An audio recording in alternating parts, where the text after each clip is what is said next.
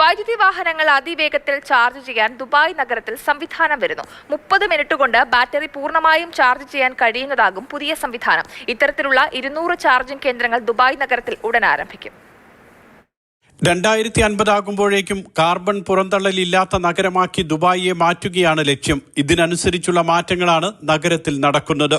വാഹനങ്ങൾ പരമാവധി ഇലക്ട്രിക് വാഹനങ്ങളാക്കി മാറ്റാനുള്ള ശ്രമവും ഇതിന്റെ ഭാഗമാണ്. അതിവേഗത്തിൽ ഇലക്ട്രിക് വാഹനങ്ങൾ ചാർജ് ചെയ്യാനുള്ള സ്റ്റേഷനുകളാണ് പുതിയ സംവിധാനം. അൾട്രാ ഫാസ്റ്റ് EV സ്റ്റേഷനുകൾ എന്ന പേരോടെയാണ് പുതിയ സ്റ്റേഷനുകളുടെ വരവ്. ഇത്തരത്തിലുള്ള 200 സ്റ്റേഷനുകൾ ആരംഭിക്കുമെന്ന് വാഹനങ്ങളുടെ പാർക്കിംഗ് ചുമതലയുള്ള പാർക്കിംഗ് കമ്പനിയും മൊബൈൽ സേവനദാതാക്കളായ E&ഉം അറിയിച്ചു. വാഹനങ്ങളുടെ ബാറ്ററി 30 മിനിറ്റ് കൊണ്ട് പൂർണ്ണമായും ചാർജ് ചെയ്യാവുന്നതാകും പുതിയ സംവിധാനം. ആളുകൾ ഏറ്റവും കൂടുതലായി താമസിക്കുന്ന സ്ഥലങ്ങളിലും വിനോദ കേന്ദ്രങ്ങളിലുമായിരിക്കും സ്റ്റേഷനുകൾ ഉണ്ടാകുക. ദുബായ് നഗരത്തിൽ നിലവിൽ ഏതാണ്ട് 1270 ഇലക്ട്രിക് വാഹന ചാർജിംഗ് കേന്ദ്രങ്ങളുണ്ട്. 40,000-ലധികം ഇലക്ട്രിക് വാഹനങ്ങളുമുണ്ട്.